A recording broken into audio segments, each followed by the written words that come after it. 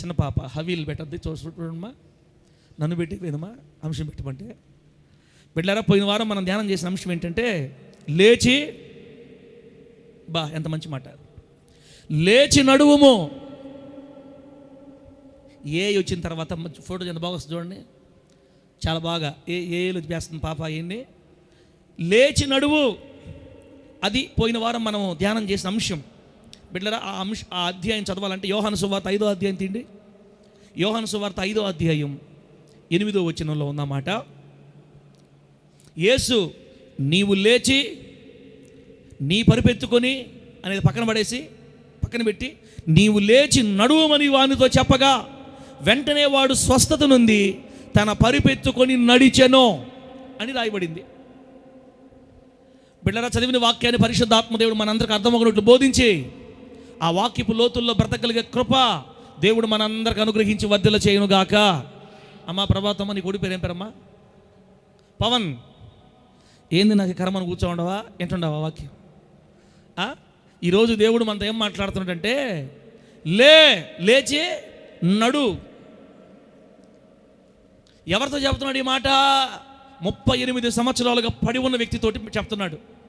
అంటే ఈ ఒక్క మాటను బట్టి మనం ధ్యానం చేసేటప్పుడు ప్రభు మనకి ఏం నేర్పిస్తున్నాడంటే ఆయనను ఆశ్రయించిన బిడ్డలు పడి ఉండటం ప్రభుకి ఇష్టమో లేదు, కూలిపోయి ఉండటం దేవుడికి ఇష్టమో లేదు, కృంగిపోయి నిరాశ నిస్పృహల మధ్య పడిపోయి ఉండటం దేవుడికి ఇష్టం లేదు.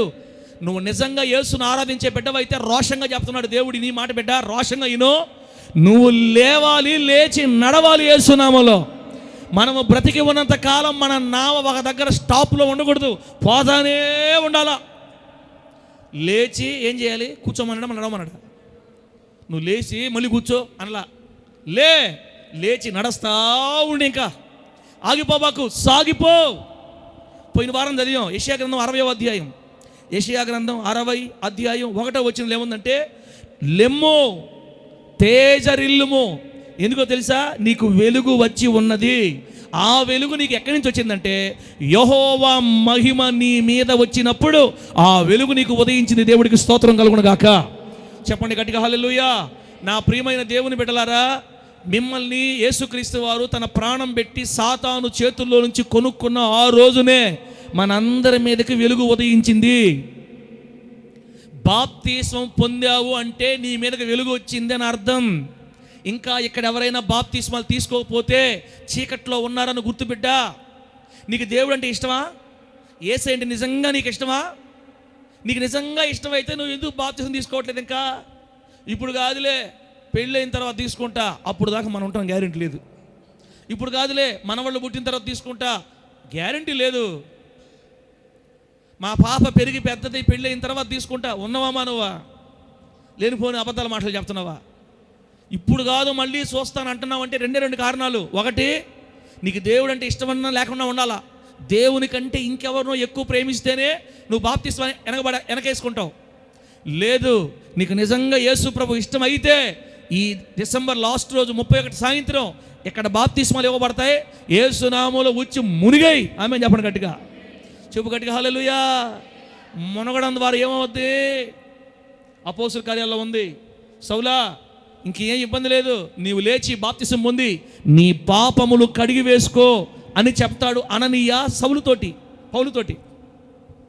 బాప్తిస్మం తీసుకోవడం ద్వారా గతకాలపు పాపాలన్నీ కడగబడి క్షమించబడతాయి. తమ్ముడా, దేవుడు నిన్ను పిలవకపోతే ఈరోజు వచ్చి నువ్వు మందిరంలో కూర్చో. ఈరోజు నువ్వు మందిరంలో కూర్చో ఉన్నావంటే దేవుడు నిన్ను పిలిచాడని అర్థం.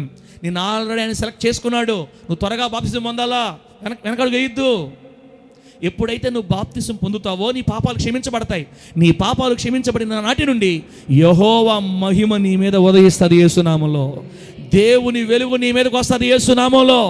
అప్పుడు ప్రభువు చెప్తాడు, లెమ్ము. 2025 డిసెంబర్లో నువ్వు లాస్ట్లో బాప్తిసం తీసుకున్న తర్వాత యెహోవా వెలుగు నీ మీద ఉదయిస్తుంది. అప్పుడు కూర్చొని పడుకొని పడి ఉన్న మీ జీవితాలు లేస్తాయి యేసునామములో. అంతే. ఏం చేస్తాయి? లేచిని ఇన్ని సంవత్సరాలు అనబాకండి. మన సంఘంలో కనబడుతుంది కళ. మీ నమ్మకం మీరు చూస్తున్నారో లేదో, కొందరి జీవితాల్లో దేవుడు కళను స్టార్ట్ చేశాడు యేసునామంలో. రాను రాను రాను ఈ మంట మండదు, ఇంకా అందరికి మంట అంటుకుంటుంది యేసునామంలో. అప్పుల్లో నుంచి మీరు బయటికి వస్తారు, మీ కన్నీళ్లు తుడవబడతాయి, మీరు దీవించబడతారు, మీరు లేవనెత్తబడబోతున్నారు, ఎక్కలేని ఎత్తైన కొండలకు ఎక్కబోతున్నారు యేసునామంలో. మిమ్మల్ని ఎక్కించేది ఎవరు?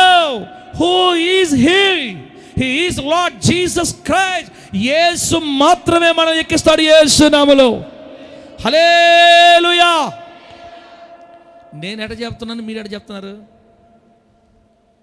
మీకు ఇట చెప్పర్లే, మీరు ఎట చెప్తారంటే అప్పులోళ్ళు వచ్చి అడగతుంటే ఇస్తాంలే ఇస్తాంలే అంటుంటలా అట చెప్తారు యేసయ్య దగ్గర హల్లెలూయా అని. నువ్వు ఎక్కడ గట్టిగా చెప్పావంటే అప్పులోడు నీ ముందుకు వస్తే ఒట్టేస్తున్నామలు. ఇంకా నువ్వు ఎక్కడ హల్లెలూయా గట్టిగా చెప్పు, అప్పులోడు నీ ఇంటి ముందుకు రాకుండా చేస్తాడు యేసునామలు అంతే. 2025 ముగింపులో 26 ప్రారంభంలో నువ్వు నమ్మితే లేచి నడుచుదువు గాక. ఒక్కసారి చెప్పండి అమ్మా, మనం పడి ఉండడం ఇష్టమా దేవుడికి? లేయటం ఇష్టమా? లేవడం ఇష్టం. లేచినోళ్ళు అక్కడే కూలబడిపోవడం ఇష్టమా? లేచి నడవడం ఇష్టమా? లేచి నడవడం. ఎప్పుడు కూడా యేసయ్య పడేసేవాడు కాదు, లేపేవాడు. పడిపోయిన వాళ్ళందరూ మన యేసయ్య లేపుకుంటా పోతాడు యేసునామంలో. ఆయన దగ్గరకు వస్తే లేస్తారు. ఇంకా పడుకోవడాలు పడి ఉండాలి ఉండవు. 38 సంవత్సరాలుగా నది ఒడ్డున పడి ఉన్న ఆ వ్యక్తిని దేవుడు లే అని చెప్పాడు. లేస్తే చెప్తే దిగ్గున బలము పొంది, ఎంత మంచి మాట. వెంటనే వాడు స్వస్థత నొంది, 9వ వచనంలో వెంటనే వాడు స్వస్థత నొంది తన పరిపెత్తుకొని నడిచెను అని రాయబడింది. బిడ్డలారా, యేసు ప్రభు లేవమన్నాడంటే మనం లేస్తాం, నడవమన్నాడంటే మనం నడుస్తాం అంతే. నిన్ను లేపేవాడు, నిన్ను నడిపించేవాడు, మనం ఆరాధించే దేవుడు. దయచేసి మీరు దిగులు పడద్దు, టెన్షన్ పడద్దు,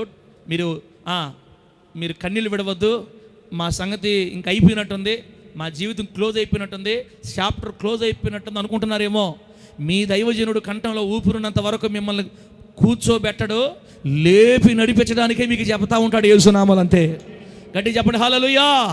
ఈ కంఠం మోగబోతే మీరు ఆగతారేమో. ఈ కంఠం పలికేంత వరకు మిమ్మల్ని లేపటం నా బాధ్యత, మిమ్మల్ని నడవడం కాదు, పరిగెస్తారు యేసునామములు. ఆమేన్ అంతే. గట్టి చెప్పు హల్లెలూయా. లేచి నడిచి పరిగెత్తేటట్టుగా యేసయ్య మనల్ని అందరినీ చేయబోతున్నాడు యేసునామములో. ప్రభువుకి మహిమ కలుగును గాక. పోయిన వారం మంచి వాక్యం చదివాం కదా, మళ్ళీ గుర్తు చేద్దాం. చూడండి, 107వ కీర్తన 41వ వచనం చూడండి ఒకసారి. 107వ కీర్తన 41వ వచనం. 107వ కీర్తన 41వ వచనం ఏముందంటే, దరిద్రుల బాధను పోగొట్టి వారిని లేవనెత్తెను. దరిద్రుల బాధను పోగొట్టి వారిని లేవనెత్తెను, వాని వంశాన్ని మందవలే వృద్ధి చేసెను. ఎంత మంచి మాట అమ్మ. మన దేవుడు దరిద్రుల్ని ఆశీర్వదించే దేవుడు. మన దేవుడు దరిద్రులు లేవనెత్తాడు. దరిద్రులు అంటే ఏమి లేనోళ్ళు, కులం పరంగా వెలివేయబడినోళ్ళు, చేసే చేతి పనుల్లో పడిపోయినోళ్ళు, సంపాదించేదంతా చిలి సంచే, రోజుకి 500-600 తెచ్చుకుంటాం, ఎట్టు పోతున్నాయి అర్థం కావట్లా. చిల్లి సంచిలో వేయబడినట్లుగా అక్కడికక్కడికి అతుకులు బతుకైపోయింది. అతుకుల బ్రతుకులు గతుకుల మార్గం. అతుకులు గతుకులు అవి తప్ప ఏవి లేవు మన జీవితంలో. అతుకులు గతుకులు బ్రతుకైపోయిన మన బ్రతుకుని ప్రభు చెప్తున్నాడు, దరిద్రుల బాధని పోగొట్టే దేవుని ఆరాధిస్తున్నాం మనం యేసునామములో. మన దేవుడు మన బాధలు పోగొట్టే దేవుడు. మీ బాధలు పోతాయన్న తొందరలో అమ్మా, మీ బాధలు పోతాయి. దేవుడు మీ బాధను పోగొట్టి ఎంత చక్కగా తర్వాత వాని వంశాన్ని ఏంటమ్మా సౌండ్ వస్తున్నాక, దరిద్రుల బాధను పోగొట్టి వాళ్ళని లేవనెత్తే దేవుడు. చూసారా, పడి ఉన్న వాళ్ళని, దరిద్రులు పడి ఉంటారు, దరిద్రుల అవమానంలో ఉంటారు, అంధకారంలో ఉంటారు, కన్నీళ్ళలో ఉంటారు, ఏడుపులో ఉంటారు. దేవుడు దరిద్రుల బాధను పోగొట్టి వారిని లేవనెత్తి వారి వంశాన్ని వృద్ధి చేస్తాడంట. దేవుడు దరిద్రుల వంశాన్ని మందవలే వృద్ధి చేసే దేవుడు. దేవునికి స్తోత్రం కలుగును గాక. చెప్పండి గట్టిగా హల్లెలూయా. కొత్త పాటల పుస్తకం ఇచ్చాను ఎవరి దగ్గర ఉందా? ఎవడుందా కొత్త పాటల పుస్తకం ఇచ్చాను? ఉందా? చూపిండి, ఉంటే చూపిండి. నా దగ్గర కూడా ఉంది, చూపిండి. కొత్త పాటల పుస్తకం చూపిండి. ఏదమ్మా నా తీసేసి అంటారు ఏదమ్మా? ఉందిలే, ఉందా?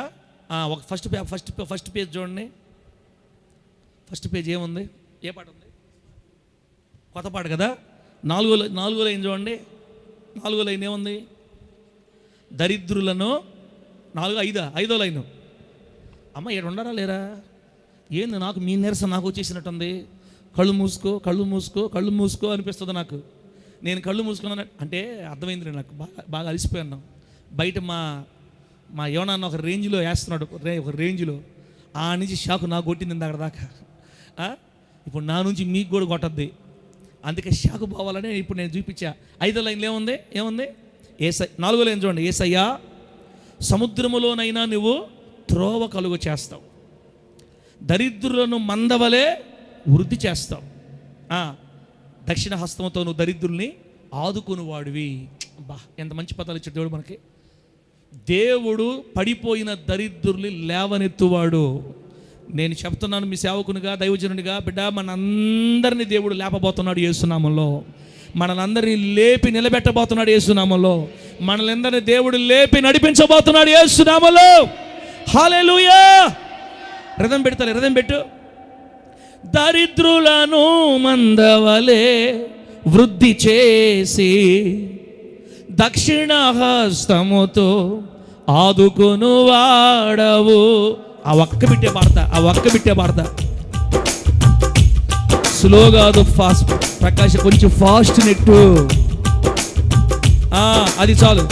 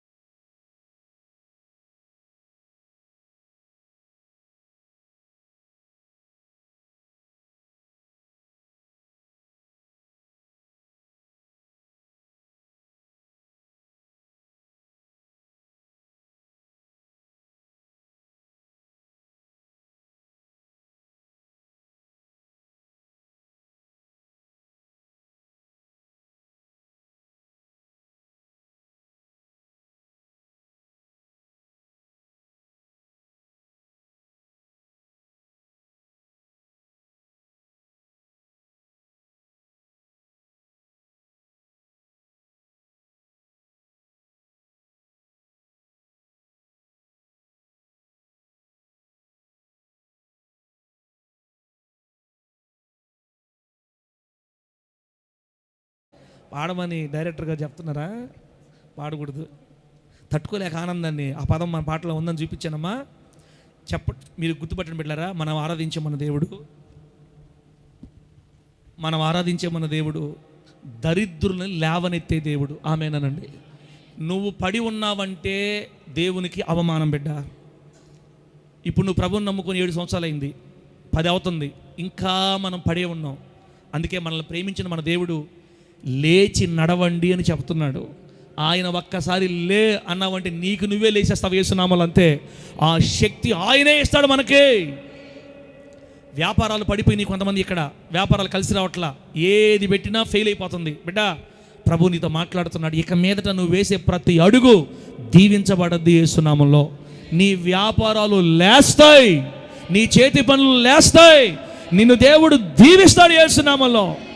బా, దరిద్రుల్ని లేవనెత్తి మందవలే వృద్ధి చేసే దేవుని కలుగున్నాం మనము. ఈ ఆశీర్వాదాన్ని మనం నిశ్చయముగా అనుభవించుదుముగాక.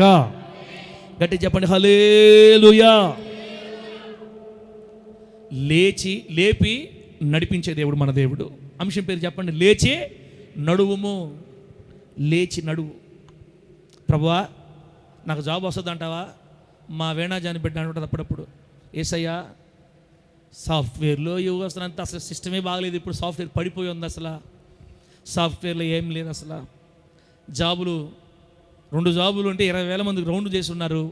భారతదేశం జనాభా అత్యధిక జనాభా గల దేశం, ఇంత కాంపిటీషన్ గల ప్రపంచంలో అసలు నాకు జాబ్ వస్తుందా, ఏం వస్తుందో అని బిడ్డ దిగులు పడింది అనుకో, ప్రభు ఏమంటాడు తెలుసా? బిడ్డ నువ్వు ఎందుకు దిగులు పడుతున్నావు? నేను ఎవరినో తెలుసా? దరిద్రుని లేవనెత్తే దేవుణ్ణి. లేవనెత్తడం మాత్రమే కాదు, మందవలే వృద్ధి చేస్తా బిడ్డ.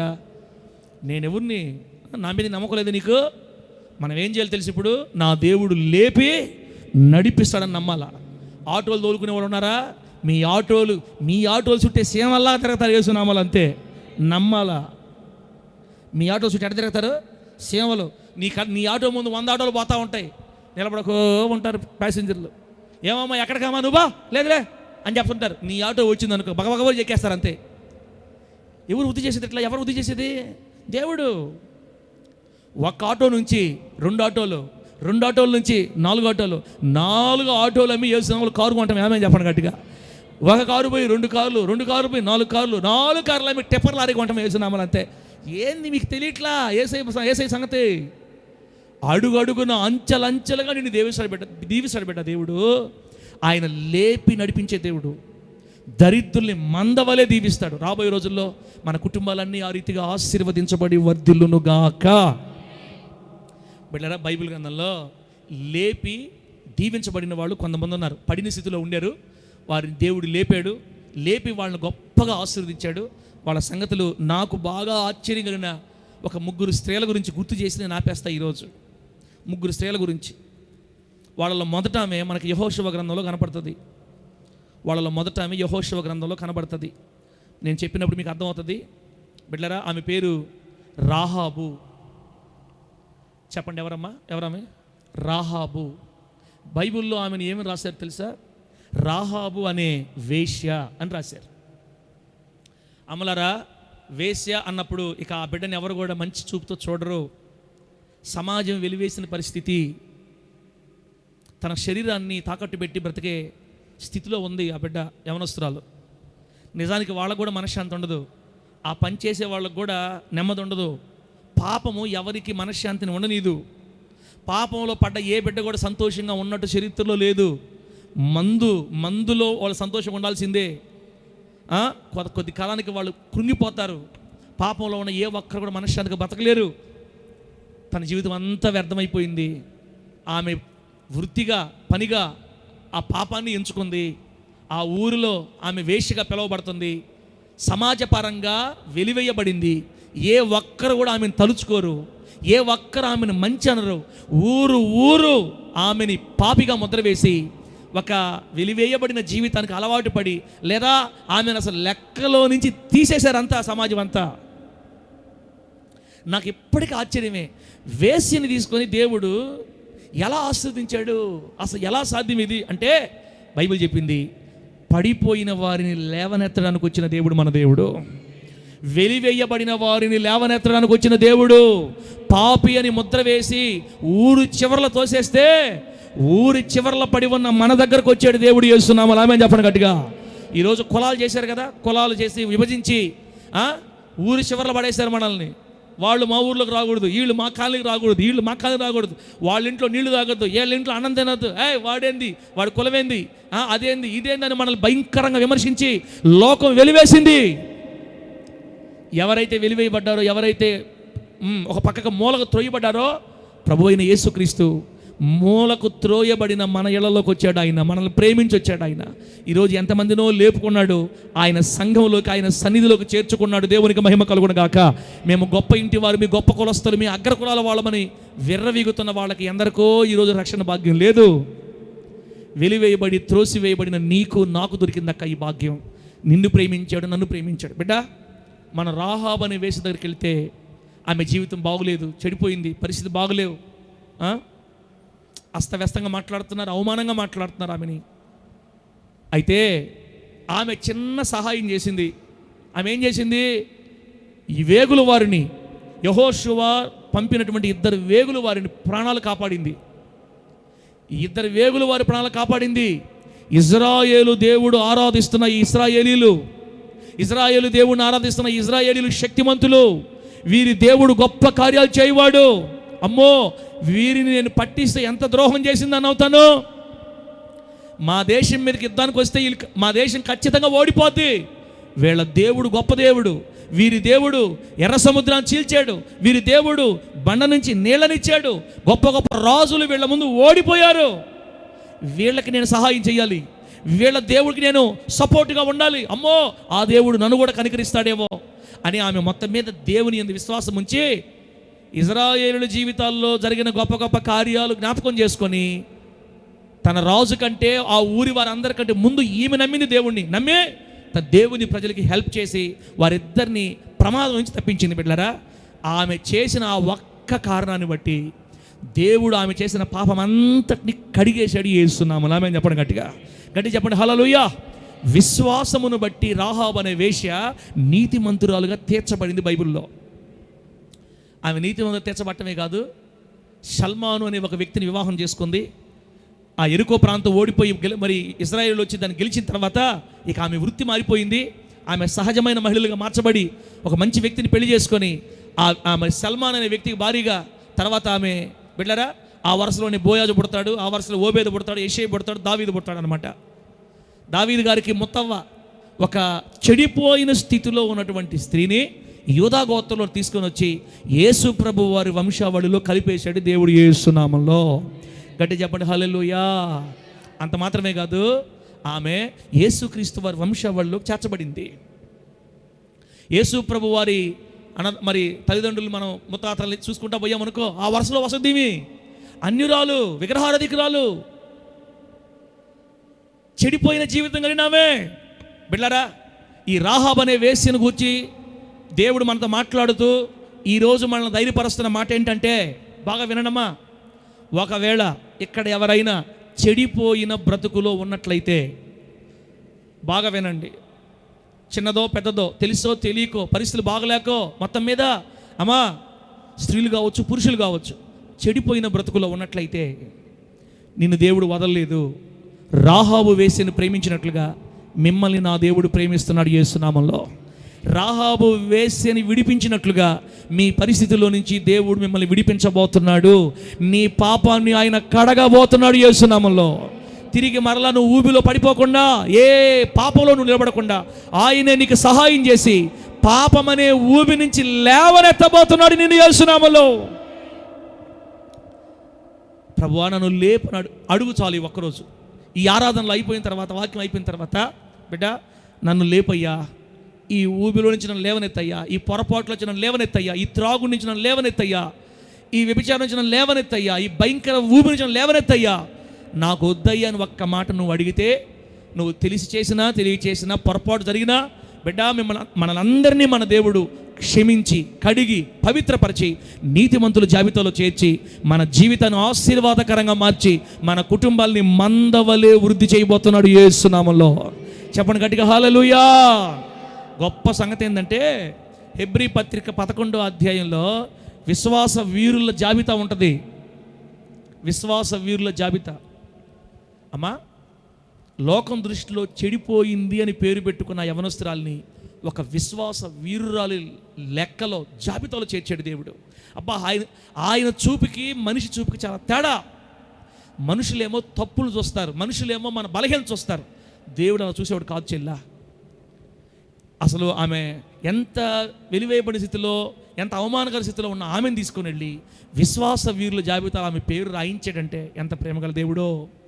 పాపములో పడిన రాహాబు వేషని లేపిన నా దేవుడు పాపమనే బురదలో కూరుకుపోయిన ఆమెని చెయ్యి పట్టి లేవనెత్తి ఆమె వంశాన్ని మందవలే వృద్ధి చేశాడు యేసునామములో. గట్టి చెప్పండి హల్లెలూయా. దావీదు వంశం అంతటికి తల్లి కదా, దావీదు వంశం అంతటికి తల్లి ఆమె.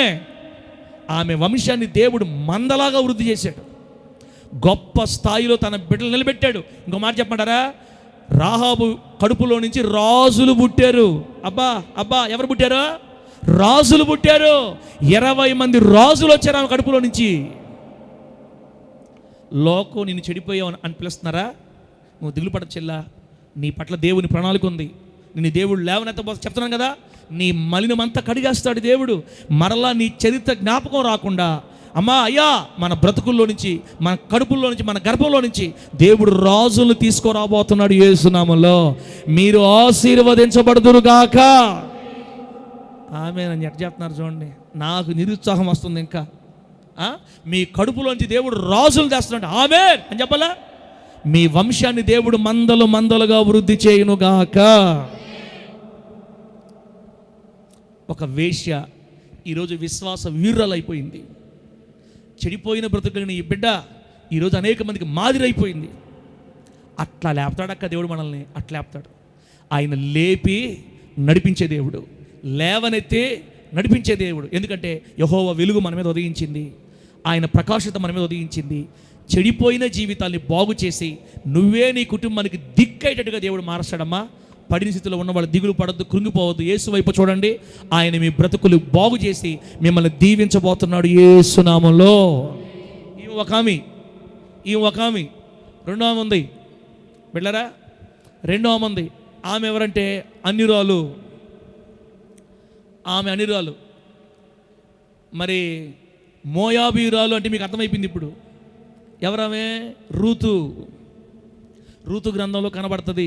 దేవుడు లేవనెత్తే దేవుడు, దేవుడు లేవనెత్తి నడిపించేవాడు. బిడ్డలారా, అక్కడ చెడిపోయిన బ్రతుకును బాగు చేసి ఆశీర్వాదకరంగా ఎలా మార్చాడో ఇక్కడ కూడా అసలు లేవి కాండంలో ఏమి రాయబడిందంటే, మోయాబీయులు యెహోవా సన్నిధిని అస్సలు సమీపించకూడదు అని చెప్పాడు దేవుడు. 10 తరాల వరకు వాళ్ళు నాకు అసహ్యులు అని చెప్పాడు దేవుడు లేవి కాండంలో. అసలు మోయాబీయుల్ని సేనలో చేర్చొద్దు, వాళ్ళతో మీరు సహవాసం చేయొద్దు, వాళ్ళు చెడిపోయిన వాళ్ళు అని చెప్పాడు. ఒక చెడిపోయిన జాతిలో పుట్టిన బిడ్డ మోయాబీయులు. ఎవరు చెప్పండి? లోతు కూతురు పుట్టినోళ్ళు. లోతుకి పెద్ద కూతురు అనుకుంటా, పెద్ద కూతురు. లోతు గారికి పెద్ద కూతురికి పుట్టిన సంతానంలో నుంచి వచ్చిన వాళ్ళంతా మోయాబీయులు. చిన్న పాపకు, చిన్న అమ్మాయికి పుట్టిన వాళ్ళు అమ్మోనీయులు. వంశమే అది చెప్పడానికి కూడా అసహ్యం. తండ్రికి కూతురుకు పుట్టిన మహా బిడ్డలారా, ఆ భయంకరమైన పరిస్థితుల్లో వచ్చిన ఆ బిడ్డలు వెలివేయబడి, దేవుని సన్నిధి నుంచి వెలివేయబడి, ఆయన ముఖం చూడడానికి కూడా అధికారం లేక శాపగ్రస్తులుగా మిగిలిపోయిన వంశం అదే. నా దేవుడు ఎవరో తెలుసా? నీ తాత ముత్తాతల శాపం వల్ల, నీ తాత ముత్తాతల మంత్రతంత్రాల శక్తుల ఏమంటే కొంతమంది మాంత్రికులుగా ఉంటారు, దయ్యాలతో స్నేహం చేస్తారు. వాళ్ళ వల్ల వాళ్ళ వంశం అంతా శపించబడిపోద్ది. నీ వంశంలో ఎవరైనా మాంత్రికులు ఉన్నట్లయితే బిడ్డ, ఆ వంశాలు శపించబడిపోతాయి. తెలుసా? అంత భయంకరమైంది. ఒకవేళ అలా శపించబడిన వంశానికి సంబంధించిన వాళ్ళు ఈ మందిరంలో ఉన్నప్పటికీ ఇప్పుడు ప్రభు ఏమంటాడు తెలుసా? అదిగో ఆ భయంకరమైన శాపగ్రస్తమైన వంశంలో పుట్టినటువంటి ఒక ఆడపిల్ల మీద దేవుని చూపబడింది. దేవుడికి స్తోత్రం కలుగును గాక. చెప్పండి గట్టిగా హల్లెలూయా. బిడ్డ, నువ్వు శాపగ్రస్తమైన వంశంకు పుట్టిన దానివైనా నా ప్రభు నీ చెయ్యి పట్టి లేవనెత్తబోతున్నాడు యేసు నామములో. ఆయన ఆశీర్వదించలేని వాళ్ళంటూ భూమి మీద ఎవరు లేరు. అదొక శపించబడిన వంశం, విగ్రహారాధికుల వంశం. ఒక ఆడపిల్ల దేవుని చిత్తాన్ని బట్టి నయోమి కుటుంబంలోకి వచ్చింది. రూతు బిడ్డరా, ఏం జరిగిందో మనందరికీ తెలుసు. భర్త చచ్చిపోయాడు, అమ్మాయికి మామ చనిపోయాడు, అందరు ముగ్గురు ఆడవాళ్ళు తేలేరు. అత్త ఏమో వెళ్ళిపోమని చెప్పింది. అమ్మా వెళ్ళిపోయి పెళ్లి చేసుకోండి అమ్మా, మీరు బాగుండండి, నేను వెళ్ళిపోతాను మా ఊరికని. ఆమె ఏం చెప్పింది? అత్తమ్మా, నన్ను వెనక్కి వెళ్ళమని కానీ నిన్ను వదిలిపెట్టమని కానీ పొరపాటు నాతో నువ్వు అనొద్దు. నన్ను విడిచిపెట్టమని కానీ తిరిగి వెనక్కి వెళ్ళమని కానీ నాతో చెప్పొద్దు. నేనేం తీర్మానం చేస్తాను తెలుసా? నువ్వు ఎక్కడ కాపురం ఉంటావో నేను కూడా అక్కడే కాపురం ఉంటా. నీ ఊరే నా ఊరు, నీ జనమే నా జనం. ఇప్పుడు ఈ పాయింట్ నోట్ చేసుకోండి. నీ దేవుడే నా దేవుడు. అది తీర్మానం. నీ దేవుడే నా దేవుడు. ఇక మీదట నా దేవుళ్ళని వదిలేశా. రూతు ఎవరో తెలుసా? ఆ ఊరిని పరిపాలించే రాజుగారు కూతురు అంట. మోయాబును పరిపాలించే రాజుగారు కూతురు. అబ్బాయిని నయోమి యొక్క క్యారెక్టర్ చూసి, చరిత్రలో ఉంది మాట, వాళ్ళ అత్త వాళ్ళ ప్రవర్తన చూసి ఈ అబ్బాయిని ప్రేమించింది. మహులోని ప్రేమించి పెళ్లి చేసుకుంది రాజుగారు కూతురు. అంత మాత్రమే కాదు, ఈ అమ్మాయి వాళ్ళ విగ్రహ దేవాలయంలో చిన్నపిల్లల్ని బలిచ్చేదంట దేవతకి. మా దేవత ఏమో పిల్లల్ని బలాడుతుంది, మీ దేవుడేమో అలా కోరట్లేదే. ఇంత ప్రేమించే దేవుడు ఉన్నాడా? మీ దేవుడికి ఎంత భయపడుతున్నారేంది మీరు అంటే? నిజమైన దేవుడు ఈయననా? మొత్తం మీద వాళ్ళ అత్త ద్వారా, ఈ అబ్బాయి ద్వారా దేవుని భక్తిని తెలుసుకొని మహులను ప్రేమించి పెళ్లి చేసుకుంది. రాజుగారు కూతురు, పూజారి కూతురు. మరి ఆ దేవాలయంలో పిల్లల్ని బలిచ్చే ఉద్యోగానికి, బలిచ్చే స్థితి. ఆ స్థితిలో ఏమండి, ఒక విగ్రహారాధన సంబంధమైన శాపానికి మూట కట్టుకున్నటువంటి ఈ అమ్మాయిని దేవుడు నీతిమంత కుటుంబం లాక్కొని వచ్చి ఇప్పుడు అంటుంది, ఇంతవరకు మా నాన్న పూజించిన వాళ్ళంతా తీసేయి, ఈ రోజు నుంచి అత్తమ్మా నీ దేవుడే నా దేవుడు. ఒకసారి గట్టిగా హల్లెలూయా చెప్పండి, చెప్పండి గట్టిగా హల్లెలూయా. పడిపోయిన మీరందరూ లేవాలంటే మన నోట్లోంచి ఏ మాట రావాలి? నీ దేవుడే నా దేవుడు. యేసయ్యా నీవే నా దేవుడివి, నీకంటే ఎక్కువ నాకేమీ లోకంలో లేదు అని బెతెస్దా కోనేటి అందరికంటే ఎప్పుడు దిగాల? అందరికంటే ఎప్పుడు దిగాల? మొదట దిగాల. బిడ్డలారా, తన తోడు కోడలేమో వెళ్ళిపోయింది, అతను ముద్దు పెట్టుకొని లోకంలో కలిసిపోయి మళ్ళీ వేరే పెళ్లి చేసుకుంది. ఈ అమ్మాయి అయితే తన అత్తను వదలకుండా, నువ్వు ఎక్కడ బతుకుతావు అక్కడే బతుకుతా అత్తమ్మా, నువ్వు ఎక్కడ చచ్చిపోతావు అక్కడే చచ్చిపోతాను, నువ్వు ఎక్కడ సమాధి చేయబడతావో నేను కూడా అక్కడే సమాధి చేయబడతా. మరణము తప్ప మన ఇద్దరిని ఏది, చెప్పండి, మరణం తప్ప మన ఇద్దరిని ఏది వేరు చెయ్యకూడదు. మరణం తప్ప నిన్ను నన్ను ఏది వేరు చేయకూడదు అని అంత గట్టిగా పట్టుకుంది అతని. అది చూసాడు దేవుడు, దేవుని స్తోత్రం కలుగును గాక. ఆ తీర్మానం చూసి ఆ యవనస్తురాలు చెయ్యి పట్టుకున్నాడు దేవుడు యేసు నామములో, లేపడం ప్రారంభించాడు. ఆమె చెప్పండి, ఒక విధవరాలిగా తన జీవితాన్ని ప్రారంభించిన యవనస్తురాలు యేసయ్య వంశావళిలోకి చేర్చేసాడు. ఈమెను కూడా దేవుడు యేసు నామములో ఆమె చెప్పండి గట్టిగా. కొట్టు అందుకో, రాహాబును ఏ గ్రూపులోకి చేర్చాడో రూతును కూడా అదే గ్రూపులో చేర్చాడు. హల్లెలూయా. యోధా వంశం అంటే ఏ వంశమో తెలుసా? రాజుల వంశం. యోధా వంశం అంటే ఏ వంశమో? రాజుల వంశం. ఒక శపించబడిన యవనస్తురాలు తీసుకొని వచ్చి రాణిగా మార్చేసాడు దేవుడు. రాజుల వంశం తీసుకొచ్చాడు దేవుడు. ఎంత ప్రేమ మా దేవుడికి. చెల్లిలా, నువ్వు పడిపోయినా ఏం బాధపడద్దు. ఇంతకాలం దేవుడు దూరం అయిపోయావు కదా, నువ్వు బాధపడద్దు. చెప్తున్నాను, నిన్ను దేవుడు ప్రేమిస్తున్నాడు. ఇప్పుడు నిన్ను ప్రేమించే నిన్ను లేపడానికి ఈ మాటలు మాట్లాడుతున్నాడు. నువ్వు కూడా రూతులాగా ఒక తీర్మానం చేయాలి. ఇక మీదట నుంచి యేసే నా దేవుడు. ఆమె చెప్పండి గట్టిగా. ఆయన తప్ప వేరొక దేవుడు నాకు లేడు. ఆయనతోనే బతుకుతా, ఆయనతోనే ఆమేన్, ఆయనతోనే హల్లెలూయా. ఇంకో మాట కూడా చెప్పాలా, హోలీ జడ్జి ప్రార్థనా మందిరమే నా మందిరం. ఆమేన్ గట్టిగా. పుల్లారావు మందిరం కాదు, హోలీ జడ్జి మందిరమే నా మందిరం. అక్కడే బతకతా, అక్కడే గాలి పిలుస్తా, అక్కడే తింటా, అక్కడే హల్లెలూయా స్తోత్రం అంతే. అమ్మా అది కూడా చెప్పాలమ్మా. అటు చెప్పకూడదు అంటే కుదరదు. జాంతనాయ్, ఎక్కడ పుట్టేవో ఏ బండను చెక్కబడ్డావో నిలబడాలి నువ్వు గట్టిగా. బిడ్డ, నిన్ను దేవుడు లేపబోతున్నాడు యేసు నామములో. నువ్వు లేవనెత్తబడబోతున్నావు. ఇప్పుడు నేను చెప్పిన ఇద్దరు ఆడవాళ్ళు ఎవరో తెలుసా? దరిద్రులు. ఎవరమ్మా ఎవరు? ఆ ఇద్దరు ఆడపిల్లలు ఎవరు? శాపగ్రస్తమైన వంశం. ఒక అమ్మాయి ఏమో శరీరాన్ని చెడుపుకొని వ్యభిచారంతో సంపాదించుకొని బతికే బిడ్డ, లోకం విసర్జించిన బిడ్డ. ఆడవాళ్ళంతా ఎత్తిపోస్తున్నారు, తిడుతున్నారు. ఒక్కరు కూడా మంచి అనేవాళ్ళు కాదు. లోకం చేత ద్వేషించబడిన అమ్మాయి. ఇంకొక అమ్మాయి ఏమో అసలు వాళ్ళ తల్లిదండ్రులు పుట్టుకు చెప్పాలంటే ఘోరం. తండ్రి కూతుళ్ళకు పుట్టిన వంశం, తండ్రి కూతుళ్ళకు పుట్టిన వాళ్ళ నుంచి వచ్చిన వాళ్ళు. అసలు యెహోవా దేవుడైతే రాని బాగా నా దగ్గర అని చెప్పాడు. 10 తరాలు కూడా నా దగ్గర చేరకూడదని వాళ్ళు ద్వేషించాడు. అటువంటి ద్వేషపూరితమైన వంశంలో నుంచి ఆ దేవుడే మరలా ఈ అమ్మాయిని సెలెక్ట్ చేసుకున్నాడు. ఈ ఇద్దరు ఆడపిల్లల జీవితం ఎంత దీవించబడ్డాయి తెలుసా? అమ్మ, వీళ్ళిద్దరిని దీవించిన దేవుడు మిమ్మల్ని దీవించడా? చెల్ల జ్యోతమ్మ దేవుడు దీవించడం కాక చాకాలంత కనపడుతుంది. ఏ జ్యోతమ్మ? ఏ ఊరు జ్యోతమ్మ? పొదలకు జ్యోతమ్మ కాదు. ఏ ఊరు తల్లి? వరిగొండ జ్యోతమ్మ.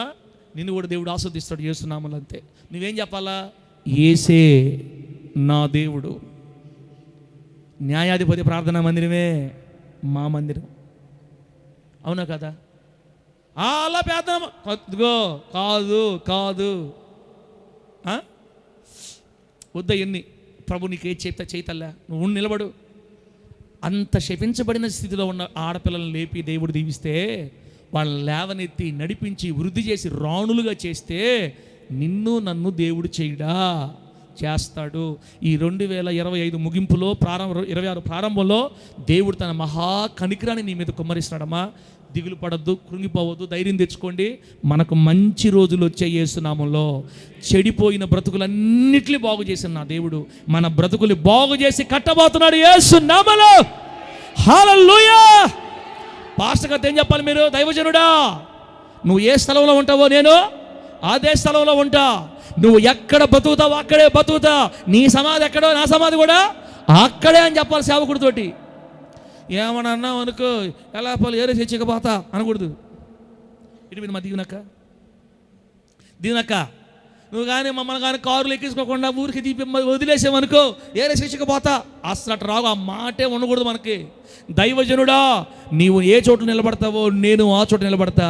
నీ దేవుడే నా దేవుడు. డాడీ, మమ్మీ, బా పట్టుకుంది వాళ్ళ అత్తనే.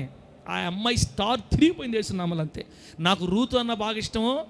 అసలు ఈ మధ్యకాలం రాహాబు భలే ఆ రాహాబు గురించి చదివినప్పుడు నాకు ఎంత ఏడుపు వస్తుంది అంటే, తండ్రి ఈ బిడ్డని ఎంత కనికరించావు. అసలు పాత నిబంధనలోని ఎంత కృప ఉందా, పాత నిబంధనలోని ఎంత ప్రేమ ఉందా. ఈ కళ్ళుకి అర్థం కాల ఇన్ని సంవత్సరాలు. ఇప్పుడు వెలసను వాళ్ళిద్దరిని ప్రేమించిన దేవుడు నిన్ను ప్రేమిస్తున్నాడా ప్రేమించట్లేదా? ఏమో డౌటేనంటావా? చెబుతలే. వాళ్ళిద్దరిని ప్రేమించింది కమలక్క, ఓ కమలక్క, వాళ్ళిద్దరిని ప్రేమించిన దేవుడు నిన్ను ప్రేమించట్లా? డౌటా? నమ్ముట నీ వలన అయితే నమ్మువానికి సమస్తమో. నీవు నమ్మిన ఎడల దేవుని మహిమ చూతువుగాక. వాళ్ళిద్దరిని లేపి లేవనెత్తి నడిపించి ఆస్వాదించిన దేవుడు వెలసన కుటుంబాన్ని కూడా దేవుడు ఆస్వాదించబోతున్నాడు యేసు నామములో. ఐగుప్తు బానిసత్వం నుండి యేసు నామములో విడుదల పొందుదువుగాక, పొందుదువుగాక, పొందుదువుగాక. 26 అయిపోయింది పో యేసు నామములో. నీకు ఇంకా పోయింది పో నీ బానిసత్వం.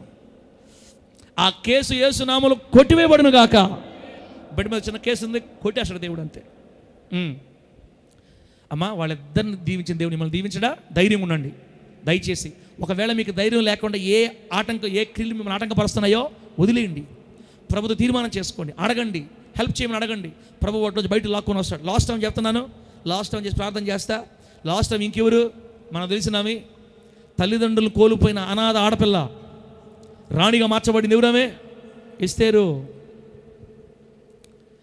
లేపి నడిపించి గొప్ప చేసిన వాడు మన దేవుడు. యుద్ధంలో తల్లిదండ్రులు చనిపోయారు బిడ్డలరా. అన్న బిడ్డలరా మొర్దెకాయి ఆమెని దత్త తీసుకొని తానే పెంచి పెద్ద చేశాడు. చిన్నపిల్లగా ఉన్నప్పుడు తల్లిదండ్రులు చనిపోయారు. ఇప్పుడు ఆమె పెద్ద వయసుకు వచ్చింది, ఒక అనాథ. ఇంకో మాట చెప్పాలంటే బానిసగా వెళ్ళింది ఆ ప్రాంతానికి, బబులోను దేశానికి. బానిసగా పట్టుకుపోయారు. ఇప్పుడు ఎదిగి పెద్ద 8 సంవత్సరాలు గడిచాయి. అమ్మ ఏం జరిగిందో ఏమోనమ్మా, 2-3 అధ్యాయాలు తిరిగే లోపల ఆమె రాణైపోయింది. నాకు బల ఆశ్చర్యం. ఈ ఎస్తేరు గ్రంథం స్టార్ట్ చేసి 2-3 అధ్యాయాలు అయిపోయే లోపల రాణైపోయింది. అసలు బానిస ఆడపిల్లింది, దేశానికి రాణవడం ఏంటి? అసలు ఇలా చేయగలిగింది కేవలం మనం ఆరాధించే ఒక్క దేవుడు మాత్రమే చేస్తారు ఈ విధంగా. ఇంకా ఎవరు భూలోకంలో చేయలేరేసునామలు అంతే. గడి చెప్పు హల్లెలూయా. బానిస ఆడపిల్లని రాణిగా చేయగలిగిన దమ్మున్న దేవుడు ఈరోజు నీవు నేను ఆరాధిస్తున్న నజరేయుడైన యేసు. చెప్పు గట్టిగా హల్లెలూయా. నేను ఎంత గట్టిగా అరుస్తుంటే ఆమె అయ్యా అబ్బో, సాంబార్తో చంపాను మిమ్మల్ని వేసునామలు. ఇంకా రెడీగా ఉందా సాంబార్? రెడీగా ఉందమ్మా?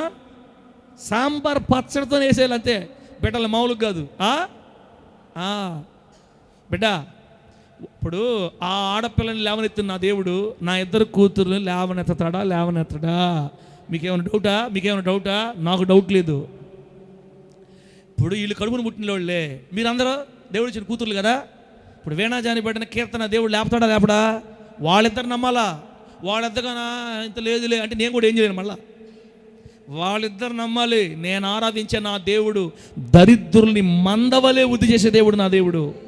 నా దేవుడు నా కుటుంబాలు దీవించబోతున్నాడని నమ్మాలి వాళ్ళు కూడా. వాళ్ళే కాదు, మీరు కూడా. కూతుర్లారా, కొడుకులారా, మనరాళ్ళారా, అప్పుడే తాతనైపోయి నేను. నిన్న ఎవరో పాస్టర్ గారు ఫోన్ చేశారు నాకు.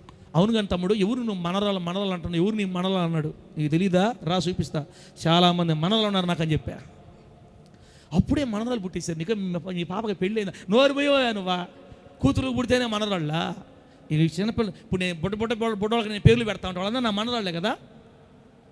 అంది ఇంత చిన్న వయసులో తాత తాత అంటే ఏంది, పెళ్ళైపోయింది మీ అమ్మాయికని. నువ్వు పాస్టర్ ఏం మైండ్ నీ మైండ్, నీ చర్చిలో ఉండే చిన్నపిల్లలందరూ నీకు మనరాళ్ళే అన్నా. నేను అటు అనబోకు, నేను ఇంకా అంత పెద్దవాడిని కావాలా అంటున్నాడు.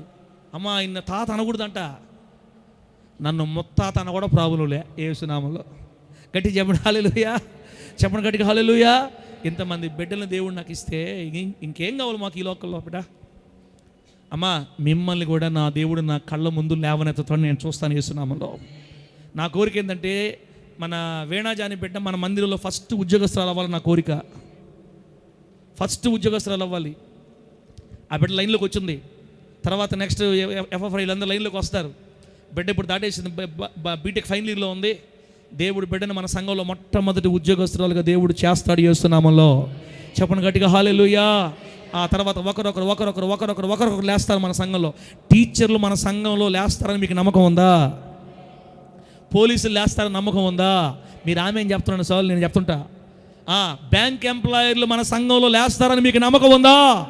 లాయర్లు, పోలీసులు, ఎమ్మెల్యేలు, ఎంపీలు, ఎంఆర్ఓలు, కలెక్టర్ లేపదాడు యేసునామములో. డాక్టర్లు, నర్సులు, ఎన్ని రకాల జాబులు ఉన్నాయో, రైల్వే డిపార్ట్మెంట్ లేస్తుంది యేసునామములో. అంతే. ఈ గర్భాన్ని యేసయ్య దీవించబోతున్నాడు యేసునామములో. ఇజ్రాయెల్ పాస్ వంశం మందవలే వృద్ధి చేయబోతున్నాడు. దేవునికి మహిమ కలుగును గాక. కొట్టాలనిపిస్తే కొట్టొచ్చు. ఎంతకాలం అడుక్కోవాలి కొట్టిగట్టుగా హల్లెలూయా. డేవిడ్ ఎట్ట కొడుతున్నాడంటే, నమ్మకం లేని బిడ్డలారా. ఇప్పుడు దేవుడికి ఎంతమంది కొడుకులు? 3 కొడుకులు. చదవట్లా? చదివేవాడని దేవుడు లేపుతాడు యేసునామములో. అంతే. చదివితేనే ఉద్యోగాలు కాదు, చదవకపోయినా మంచి వ్యాపారాలు ఇస్తారు మన బిడ్డలకు. ఆమె చెప్పు గట్టిగా. చదివితే ఉద్యోగం, చదవకపోతే వ్యాపారం. నీ బిడ్డలు ఎలాగైనా లేస్తారు. దేవుడిని గట్టిగా పట్టుకో. నువ్వు అంతా అసలు గట్టిగా పట్టుకో. మనం అందరం ఏం చెప్పాలి తెలుసా? ఎవరిలాగా? రాహాబులాగా మనం ఏం చెప్పాలంటే, నీ దేవుడు ఈ దేశాన్ని మీకు ఇస్తాడు. ఆమేనండి. ఈ దేశాన్ని దేవుడు మీకు ఇస్తాడు కాబట్టి ఆ దేవుడే మా దేవుడు అనేసిందంతే. మీ దేవుడికి సాటి ఎవరు లేరు నాయన. మీ దేవుడు బండను చీల్చి నీళ్ళని ఇస్తాడా? మీ దేవుడి గురించి మా ఓళ్ళు విన్నప్పుడు గుండెలు అదిరిపోయినాయి. నాకేం ఆధారలా, నాకు టైం కోసం చూస్తే నాకు టైం దొరికింది. ఈ రోజు నుంచి మీ దేవుడే నా దేవుడు అనేసింది. ఆ మాటతో దేవుడు ఆమె చేయబట్టుకున్నాడు, లేవనెత్తి రాణి గ్రూపులో చేసేసాడు యేసునామంలో. ఇంకొక ఆమె ఎవరు? తండ్రి కూతురు పుట్టి దరిద్ర వంశం అని పేరు పెట్టబడి వెలివేయబడి బిడ్డ కదా. ఆ బిడ్డ ఏమని తెలుసు? అత్తా నీ దేవుడే నా దేవుడు. సచ్చితే మనల్నిద్దరినీ మరణమే వేరు చేయాలా? మరణము తప్ప నన్ను ఏదైనా వేరు చేసిన ఎడలా నాకు గొప్ప ప్రమాదం కలగాలి. నువ్వు కానీ వేరు చేస్తే నీకు ప్రమాదం కలగని చెప్పింది. ఓయమ్మ నాకు రా అని తీసుకుపోయింది. ఆ ఒక్క మాట జ్ఞాపకం చేసుకున్న దేవుడు ఆ ఆడపిల్లని చేతి పట్టుకొని రాణి గ్రూపులో తీసుకెళ్ళిపోయాడు యేసునామంలో. ఇప్పుడు మూడవ ఎవరు? ఎస్తేరు. ఏమని తెలుసా? ఏమని బైబిల్ రాయబడింది? హేగే అనే వ్యక్తి దగ్గరికి ఆమెను తీసుకుపోతే బైబిల్ మంచి మాట, హేగే నిర్ణయించిన అలంకారముగాక ఆమె మరి ఏమీ కోరలేదని రాయబడింది. అంటే హేగేని పరిశుద్ధాత్మ దేవుని సాదృశ్యంగా పోలుస్తారు చాలామంది. పరిశుద్ధాత్మ దేవుని సారథ్యాన్ని అప్పగించుకొని వాక్యంలో ఏముందో అది మాత్రమే ఆమె జీవించడానికి తీర్మానం చేసుకుందంట. ఆ యవనస్తురాలు హేగేకి అప్పగించుకున్నందువల్ల హేగే ఆమెను రాణిగా మార్చేసాడు యేసునామంలో. ఇప్పుడు మీరేం చేయాలంటే, మీ దైవజనుడు ఏ మాట చెప్తాడో ఆ మాట మీరు గుండెలో తీసుకోవాలంతే. వెంటనే ఇది నిజమా అనకూడదు. ఇంకా నో డౌట్. మీరు మాట క్వశ్చన్ మార్క్ ఉండకూడదు. మా సేవకుడు ఇంత ధైర్యంగా చెప్తున్నాడంటే, అవును నేను 2026లో తారాజువలా లేవబోతున్నాను యేసునామంలో. ఎస్తేరు లేవనెత్తిన దేవుడు నన్ను కూడా లేవనెత్తబోతున్నాడు. దరిద్రం పోవాలక్క, అది నా బాధ. పేదరికం మన సంఘంలో కనబడకూడదు యేసునామంలో. అంతే. నే కంఠంలో ప్రాణం ఉన్నదాకా ఒక్కరు వదిలే సమస్యలే. ఇదిగో ఈ ఎస్తేరుని ఏమండి అనాథగా ఉన్నట్టు ఆడపిల్లని ప్రభు లేవనెత్తి 127 దేశాలకి రాణిగా చేశాడమ్మా. అబ్బా ఎన్ని సంస్థానాలు?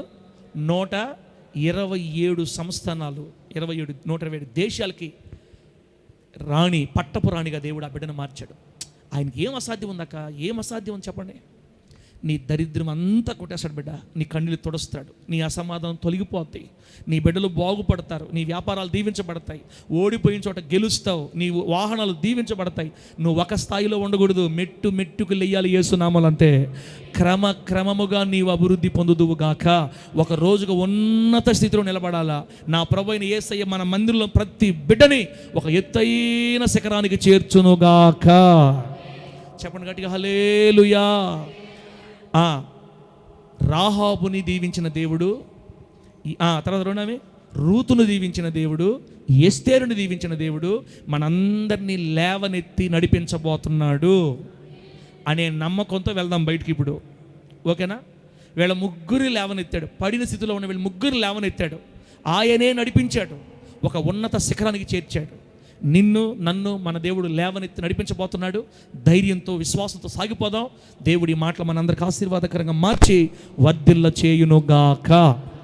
వాక్యం గురించి క్లుప్తంగా ప్రార్థన చేస్తే ఏకీభవించిన కళ్ళు మూసుకుంటాం.